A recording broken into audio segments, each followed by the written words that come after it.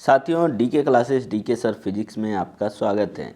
साथियों, जीव विज्ञान में मानव रोग, स्वास्थ्य एवं पोषण वाला टॉपिक बहुत महत्वपूर्ण होता है। ये किसी भी कंपटीशन में बहुत ही इम्पोर्टेंट होता है और यहाँ से 1 या 2 प्रश्न जरूर देखने के लिए मिलता है। साथियों, आज की इस वीडियो में हम लोग क्या करेंगे, जीवाणु, विषाणु, प्रोटोजोआ तथा कवकों द्वारा होने वाले रोगों का नाम ट्रिक से याद करेंगे और एकदम 100% गारंटी है इस वीडियो को देखने के बाद इस टॉपिक से पूछे जाने वाला कोई भी प्रश्न आपसे नहीं बचेगा। यकीन ना हो तो इसके बाद एक वीडियो मैं अपलोड करूंगा जो कि 100 महत्वपूर्ण प्रश्नों का रहेगा, जो कि महामैराथन वाले सीरीज का पार्ट नंबर 5 होगा।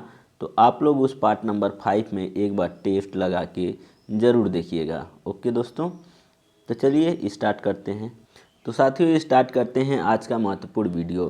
पहला जो हमारा वीडियो है वो है जीवाणु द्वारा होने वाले रोगों का नाम हम याद रखेंगे। ठीक है, तो साथियों इसके लिए एक बहुत ही महत्वपूर्ण ट्रिक है और वो ट्रिक है कि टीबी वाले गोविंदा का डीपी टाटी पे है कोनी। ठीक है, तो साथियों आइए इसमें जो है अलग अलग वर्ड का से याद रखने वाला जो है बीमारी का नाम देखते हैं। तो यहाँ पे टीबी से क्या याद रखना है दोस्तों, हमें टीबी से याद रखना है टीबी रोग या तपेदिक जिसको बोलते हैं, या इसी को हम लोग क्षय रोग बोलते हैं। ठीक है, वाले का यहाँ पे कुछ मतलब नहीं है।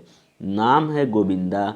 गोविंदा वर्ड से जो दोस्तों हमें याद रखना है गोनोरिया बीमारी। गोविंदा से क्या याद रखना है, गोनोरिया। किससे होगा, जीवाणुओं के द्वारा। इसी तरीके से दोस्तों का जो वर्ड आया है इसमें गोविंदा, का मतलब काली खांसी याद रखना है। का क्या याद रखना है, काली खांसी। इसी तरीके से डीपी जो वर्ड है, डीपी का मतलब याद रखना है डिप्थीरिया। डीपी से क्या याद रखना है, डिप्थीरिया।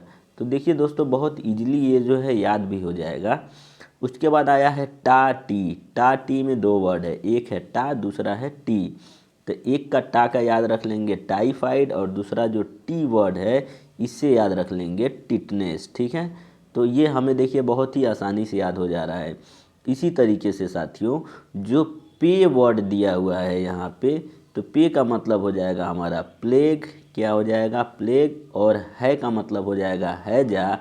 और कोनी जो वर्ड है इसमें से 2 शब्द हम निकाल लेंगे, एक हो जाएगा को, दूसरा हो जाएगा नी। को नी, तो को से याद रखेंगे दोस्तों कोण और नी का मतलब हो जाएगा निमोनिया।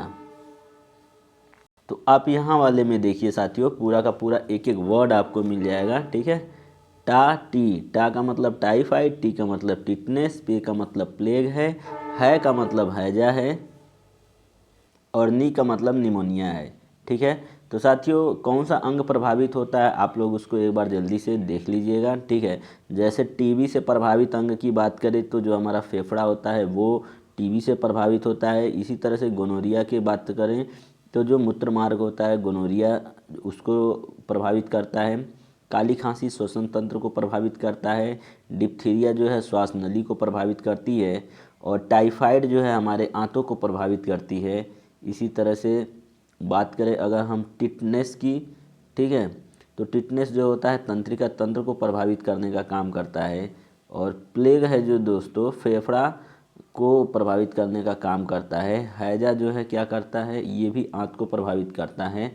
कुष्ठ रोग या जिसको कोढ़ बोलते हैं ये तंत्रिका तंत्र यानी त्वचा को भी क्या करता है, प्रभावित। इसी तरह से निमोनिया की बात करें साथियों तो ये भी फेफड़े को प्रभावित करता है। तो चलिए अगला देखते हैं विषाणु द्वारा होने वाले रोगों का नाम कैसे याद रख सकते हैं। तो विषाणु द्वारा होने वाले रोगों का नाम याद रखने के लिए हमें ट्रिक को याद करना पड़ेगा। रूबी खाई के छोटी ट्रे में चाय ऐड कर लियो। तो इसमें रूबी वर्ड से याद रखना है रेबीज। ठीक है, खा से खसरा, ई से इन्फ्लुएंजा। ठीक, इसमें वर्ड को तोड़ लेना है। रूबी से रेबीज, खा से खसरा, ई से इन्फ्लुएंजा। ठीक है, के का मतलब कुछ नहीं है यहाँ पे। उसके बाद छोटी, छोटी का मतलब छोटी माता या मिनी माता नहीं साथियों, छोटी माता। और ट्रे से क्या याद रखना है, ट्रेकिया या ट्रेकोमा, 2 बीमारी का नाम हो जाएगा। उसके बाद चाय से याद रख लेना है चेचक। ठीक है, चाय से क्या याद रखेंगे, चेचक। उसके बाद ऐड से याद रखना है दोस्तों एड्स। एड्स के जांच किससे होता है, एलिसा टेस्ट से। और 1 दिसंबर को एड्स दिवस मनाया जाता है। और इसी तरीके से लियो से पीलिया या पोलियो याद रख लेना है, ठीक है, ये भी पूछा जाता है।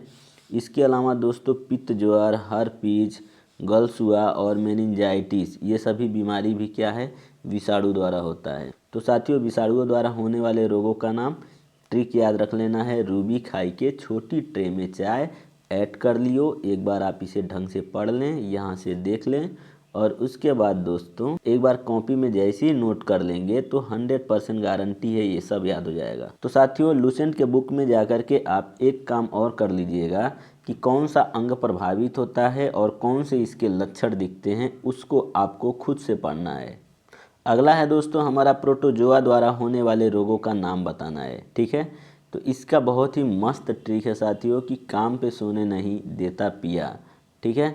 तो ये ट्रिक का से याद हो जाएगा, काला जार, म से याद कर लेना है क्या, मलेरिया का परजीवी प्लाज्मोडियम होता है, ठीक है। म से मलेरिया हो जाएगा, पे से पेचिस हो जाएगा, सोने से सोने की बीमारी जिसको निद्रा रोग बोलते हैं, पिया से पायरिया याद रख लेना है जो कि दांत की बीमारी है, ठीक है साथियों। तो बहुत ही इम्पोर्टेंट, इसलिए इसको याद रखें, पूछा भी गया है। अगला है जो दोस्तों वो है कवक यानी फफूंद से होने वाले रोगों का नाम। इसके लिए हमारा ट्रिक है ए गंजा बलम दाँत खाज है, ठीक है। तो इसी को याद रखना है, ए गंजा बलम क्या है, दाँत खाद है। तो ऐसे याद रख लेना है एथलीट फूड, ठीक है। गंजा से गंजापन, ठीक है। और उसके बाद बलम से बलय कृमि जिसको रिंग वर्म बोला जाता है। दाँत से क्या याद रख लेना है साथियों, दाँत। दा द में साथियों यहाँ पे दाँत जब लिखे हैं तो इसमें 2 बार द आया है, तो दूसरा वाला जो द है उसका मतलब दमा यानी अस्थमा है, ठीक है। अस्थमा क्या है, बीमारी। उसके बाद दोस्तों खाज जो मिल गया, खाज से याद रखना है क्या, खाज, स्कैबीज, खुजली, ठीक है।